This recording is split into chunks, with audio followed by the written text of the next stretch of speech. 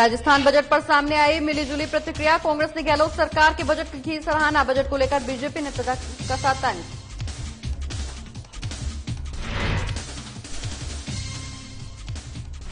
Collector ने किया औचक निरीक्षण। एब्रा नोनेर ने डैम का किया औचक निरीक्षण। अधिकारियों से डैम के बारे में ली जानकारी।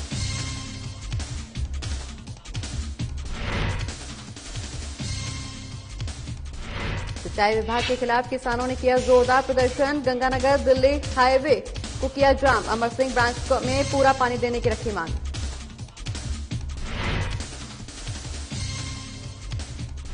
एनएसएस का एक दिवसीय शिविर का आयोजन। प्राचार्य डॉक्टर संतोष गढ़वाल ने किया उद्घाटन। राकेश कुमार शर्मा ने कार्यक्रम को किया संबोधित।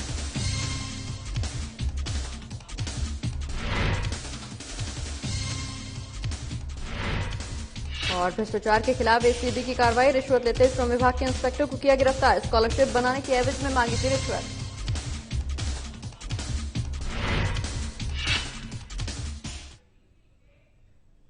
नमस्कार, मैं हूं आपके साथ प्रगति चतुर्वेदी और आप देख रहे हैं राजस्थान की खबरें। तमाम बड़ी खबरों की शुरुआत करेंगे जहां राजस्थान में कांग्रेस की अशोक गहलोत सरकार ने अपने 2022-23 के बजट पर कांग्रेस के नेताओं और आमजन ने इस बजट के लिए सराहना की है। साथ ही भरतपुर के विकास के लिए आमजन को राहत देने वाला बजट भी इसे बताया है। वहीं बीजेपी पार्टी ने इस बजट को निराशाजनक बताते हुए मुख्यमंत्री द्वारा आमजन के लिए घोषणा कर आमजन के विश्वास से छलावा करने की बात कही है। वहीं बीजेपी ने यह भी कहा है कि बजट में केवल कोरा दिखावा है।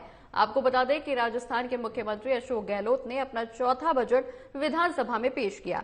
बजट को लेकर बीजेपी और कांग्रेस के नेताओं की अलग अलग प्रतिक्रियाएं भी सामने आ रही हैं। वहीं कांग्रेस ने इस बजट को ऐतिहासिक बजट बताया तो बीजेपी ने कागजी बजट बताते हुए कहा कि 2023 के चुनावों को देखते हुए ये घोषणाएं की गई हैं। वहीं लोगों की मिलीजुली प्रतिक्रियाएं भी इस बजट को लेकर सामने आई हैं। कांग्रेस ने बजट की सराहना करते हुए कहा कि बजट में प्रदेश की सभी जनता और किसानों का विशेष ध्यान रखा गया है। तो बीजेपी ने भी इस बजट के लिए आम जन के हित को ध्यान में न रखकर बजट नहीं बनाया गया है, ये भी बताया गया है। वहीं बजट को केवल कोरा बताया है बीजेपी ने कहा कि इसमें न तो किसानों की कर्ज माफी को लेकर कोई घोषणा की गई है, न ही युवाओं के लिए रोजगार संबंधी कोई ठोस कदम उठाने की बात बजट में की गई है। यशस्वी मुख्यमंत्री आदरणीय अशोक गहलोत जी द्वारा राजस्थान सरकार का बजट पेश किया गया। इस बजट में इंफ्रास्ट्रक्चर पर विशेष ध्यान दिया गया है। उन्होंने न केवल 18 नर्सिंग कॉलेज अपितु कई महाविद्यालयों की घोषणा भी की है। इसके अतिरिक्त सीआईएसएफ की तर्ज पर आरआईएसएफ बनाने की जो घोषणा की है उससे न केवल रोजगार मिलेगा अपितु हमारे प्रदेश में एक सुरक्षा भी बढ़ेगी।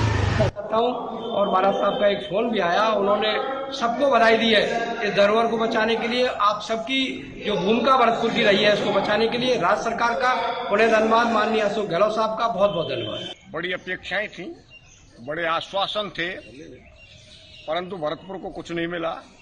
एक तरफ बीजेपी की उपलब्धि है, भरतपुर को संभाग बनाया, इंजीनियरिंग कॉलेज दिया, मेडिकल कॉलेज दिया, आपके जिसमें बिहारी जी के मंदिर में पैसा लगाया, राणा सांगा और दुनिया भर के वृक्ष 84 को उसमें पैसा लगाया। बहुत बड़ी उनकी लाइन टच भी नहीं कर पा रही है राजस्थान की जो कांग्रेस सरकार है। गहलोत का जो बजट है, बड़ी अपेक्षा थी किसानों को, एक बड़ी गिनती गिनी थी 1, 2, 3, 4, 10 तक का कर्जे माफ। आज तक कोई कर्जे माफ नहीं हुए, किसान लटक रहे हैं। रोजगार का बार बार कोर्टों में सारी भर्तियां अटक रही हैं। भ्रष्टाचार का इतना बड़ा घोटाला हुआ, तो ऐसा कोई जिले को ऐसी कोई चीज मिली हो जो बजट में हम उसको धन्यवाद ज्ञापित करें, ऐसा कुछ नहीं है। भरतपुर के इस पिटारे में, राजस्थान के पिटारे में भी कुछ नहीं है। पिछले 3 साल की घोषणाएं देखें तो उसमें से भी 75% घोषणाएं अधूरी पड़ी हैं। कहीं इन्होंने कॉलेज घोषित किए, कहीं बिल्डिंग नहीं है, कहीं इन्होंने तहसीलें घोषित की है, वहां बिल्डिंग नहीं है, स्टाफ नहीं है। तो कैसी ठोस घोषणाओं का क्या करेगा? 10 लाख की वो भी एक अच्छी पहल है इस मुख्यमंत्री चिरंजीवी योजना। तो उस योजना में जो 5 से 10 लाख किया है, बहुत सराहनीय कदम है। इससे लोगों को डेफिनेटली इस कोविड काल में फायदा होगा। और कुल मिला के अपन ये कह सकते हैं कि एक बजट अच्छा बजट है। किसी प्रकार का इसमें विशेष पैकेज, अच्छा पर्यटन के क्षेत्र में जो विशेष बजट जो दिया गया है उसके लिए हम आज विश्वेंद्र सिंह जी को भी और माननीय मुख्यमंत्री जी को विशेष आभार देना चाहते हैं कि उन्होंने जो एक पैकेज बढ़ाया है, सभी जिलों को एक पर्यटन में अलग से राशि देने की बात की है, वो एक अच्छी बात है। उससे पर्यटन में जरूर विकास होगा भरतपुर के लिए। लेकिन हमारी जो पुरानी मांगें चली आ रही थी पर्यटन के क्षेत्र के लिए, पर्यटन जिला घोषित किया जाए, एक सरसों उत्पादक क्षेत्र घोषित किया जाए, उनको अभी तक इस बजट पर नहीं लिया गया है। तो हम आशा करते हैं कि अगले बजट में कहीं न कहीं इसको एडजस्ट करेंगे। माननीय मुख्यमंत्री जी हमारी विशेष निवेदन है। मुख्यमंत्री को हिंदी साहित्य समिति के लिए 5 करोड़ का फंड देने के लिए बहुत बहुत बधाई। लेकिन साथ में उन्होंने भरतपुर का जो प्रमुख उद्योग और राजस्थान का प्रमुख उद्योग है सरसों तेल उद्योग, मस्टर्ड ऑयल, उसके सरसों तेल उद्योग को, सरसों को राजस्थान की फसल डिक्लेयर न करने के लिए, जो हम राजस्थान को चाहते थे कि सरसों का वो एक प्रदेश डिक्लेयर किया जाए, लेकिन उसको ना करके उन्होंने हमें निराश किया है। बाकी उन्होंने उसके लिए एक ये नहर योजना को जोड़ने के लिए जो प्रयत्न कर रहे हैं, उसके लिए जो बजट स्टेट गवर्नमेंट ने अपने ऊपर लिया है, उसकी हम बहुत बड़ी। बढ़ते आगे, जहां बीजेपी ने प्रेस कॉन्फ्रेंस आयोजित की है। बता दें कि बीजेपी नेताओं ने मंत्री डॉक्टर सुभाष गर्ग और राजीव गांधी स्टडी सर्कल के राज्य समन्वयक डॉक्टर बनय सिंह और अग्रवाल और आधारुद्दीन उन पर आरोप लगाए हैं। इस दौरान मौके पर जिलाध्यक्ष संतोष फौजदार समेत कई नेता भी मौजूद नजर आए। बता दें कि कुछ दिन पहले राज्यसभा सांसद डॉक्टर किरोड़ीलाल मीणा ने भी निराधार आरोप लगाए हैं, जिनका स्पष्टीकरण डॉक्टर बनय सिंह ने प्रेस कॉन्फ्रेंस कर सब कुछ स्पष्ट और क्लियर करके दिया है। जो समाचार पत्र आए उसमें गत दिनों जो रीट का प्रकरण चल रहा है, तो उसमें भरतपुर के कुछ नेताओं ने और बड़े सम्मानित नेता हैं, राज्यसभा के सांसद हैं डॉक्टर किरोड़ी मीणा जी ने पिछले कुछ समय से डॉक्टर बनय सिंह और सुभाष गर्ग जी पर अनर्गल और निराधार आरोप लगाए। उन्होंने कहा कि बनय सिंह के पिता के नाम से 4 माह पहले 80 बीघा जमीन कराई गई। मैं आपको जानकारी देना चाहता हूं कि बनय सिंह जी के पिता को मरे हुए 7 साल से ज्यादा हो गए। 4 महीने पहले का स्वर्ग से आकर उन्होंने रजिस्ट्री करा ली। दूसरे, उन्होंने कहा सुभाष गर्ग जी इसलिए दोषी हैं कि उसमें जो कुछ आरोपी पकड़े गए हैं वो राजीव गांधी स्टडी सर्कल से संबंध रखते हैं, जिनके सुभाष गर्ग जी राष्ट्रीय समन्वयक हैं और बनय सिंह जी इस प्रांत राजस्थान के समन्वयक हैं। तो किसी परिवार के किसी एक सदस्य के द्वारा कोई अपराध कर दिया जाए, कोई गलती कर दी जाए, तो उसके परिवार को उसमें अपराधी नहीं माना जा सकता। मुख्य आरोपी, उसमें लाखों लोग जुड़े हुए हैं। एक आदमी गलती करने से डॉक्टर सुभाष गर्ग जो आरोप लगा रहे हैं, हम इनकी निंदा करते हैं और इनकी भर्त्सना करते हैं। और अगली खबर हनुमानगढ़ के नौहर से है, जहां अमर सिंह ब्रांच में पूरा पानी देने की मांग को लेकर आक्रोशित किसानों ने सिंचाई विभाग के अधिकारियों के खिलाफ प्रदर्शन किया है और किसानों ने हजारों की संख्या में इकट्ठा होकर गंगानगर दिल्ली हाईवे को जाम कर दिया। बता दें कि किसान संगठन शहर नहरों में पूरा पानी चलाने की मांग को लेकर काफी समय से आंदोलन कर रहे हैं, लेकिन विभाग के अधिकारी उनकी मांगों को हर बार अनदेखा कर रहे हैं, जिसके चलते नाराज किसानों ने पूर्व घोषित कार्यक्रम के अनुसार इकट्ठा होकर प्रशासनिक और सिंचाई विभाग के अधिकारियों के खिलाफ मेगा हाईवे जाम कर दिया और इस दौरान विरोध भी जताया गया। वहीं विरोध प्रदर्शन में पहुंचे हजारों की संख्या में किसानों ने रामगढ़ गोगा मेडी के बीच गंगा नहर दिल्ली हाईवे पर जाम कर दिया और सिंचाई पानी की मांग को लेकर हाईवे पर जोरदार धरना प्रदर्शन भी किया। प्रदर्शन के चलते दिल्ली हाईवे के दोनों किनारों पर वाहनों की लंबी कतारें लग गई, जिससे वाहन चालकों को भी भारी परेशानियों का सामना करना पड़ा। वहीं किसानों का कहना है कि जब तक किसानों को अमर सिंह ब्रांच में पूरा पानी नहीं दिया जाएगा, तब तक किसानों का सड़क जाम कर ये विरोध प्रदर्शन जारी रहेगा। पत्रकार साहब, जैसा कि अब तो अमर सिंह ब्रांच है, अमर सिंह ब्रांच का काफी सारा माइनर लिख रहे हैं, अपना पात्रा माइनर है, प्लस एनटीआर है, डीपीएम है। इसकी जो रेगुलेशन है वो रेगुलेशन बदल गई जाएगी। वजम जो टेलगो किसाना में भारी पिटी जान लग रही है। अभी जो 50-55 दिन नहर लाग रही है और जो फसल खड़ी है, जैसे अपना कणक खड़ी है, सरसम पकड़ खड़ी है, तो वो जो पानी की जो किल्लत है वह खातर आज एक चक्का जाम 11 बजे में स्टार्ट करो और अभी तो कंटिन्यू चलने लग रही है। प्रशासनों की वार्ता चालन लग रही है। फाइनल जो डिसीजन है वो आयोग हो रही है। अभी जस्ट थोड़ी देर पहले एसडीएम से पूछा है, देखो कह रहा है कि अगर जो किसान है आपको अगर पानी जो अगर मिल जाए तो ठीक है, वो चक्का जाम जो ये कंटिन्यू।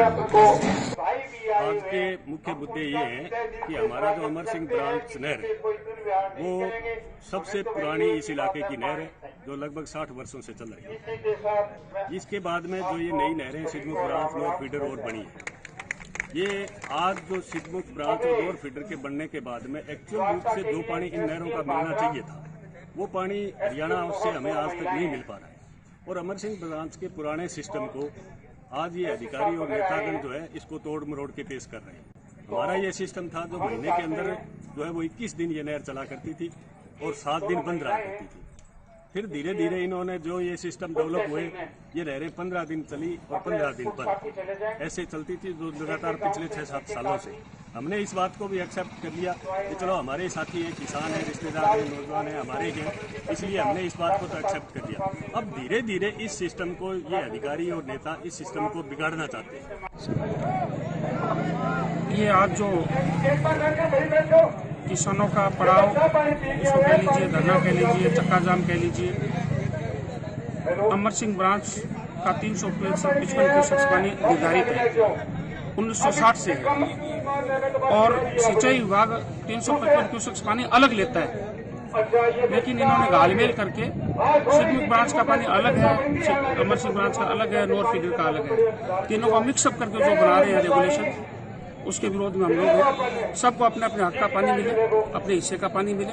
हमारा 355 फतेहाबाद से आता था, फतेहाबाद से हमें दिया जाए, सब लोगों को पानी मिलेगा। लेकिन वास्तव में जो पानी की चोरी हो रही है और इन्होंने जो बंदर बांट करके हनुमानगढ़ और दूसरी जगह पानी दिया है, ये छुपाना चाहते हैं, ये स्वीकार नहीं है किसानों को। और वैसे भी पानी का रेगुलेशन, चाहे पानी की पर्ची की बाराबंदी हो, उसका समय होता है एक निर्धारित। फसल के बीच में इस प्रकार से रेगुलेशन चेंज करना ये उचित नहीं है। 60 साल से जो सिस्टम चला रहे हैं उसके साथ में छेड़छाड़ी के विरोध में किसान है, उसके लिए सब लोग लगे हुए। बढ़ते आगे, जहां कोटा जिले के बड़ौद क्षेत्र में निर्माणाधीन 601 करोड़ से बनाने वाले एब्रा नोनेर बैराज डैम का कोटा जिला कलेक्टर हरिमोहन मीणा ने औचक निरीक्षण किया।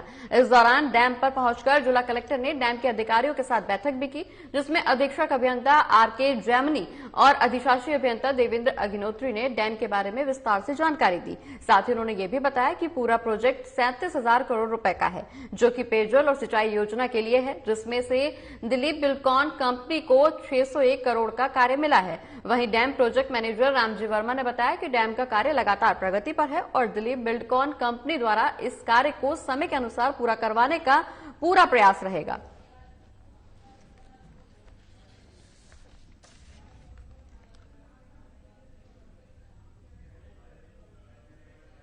और इसी के साथ राजस्थान की तमाम बड़ी खबरों में फिलहाल इतना ही। मुझे दीजिए इजाजत। नमस्कार।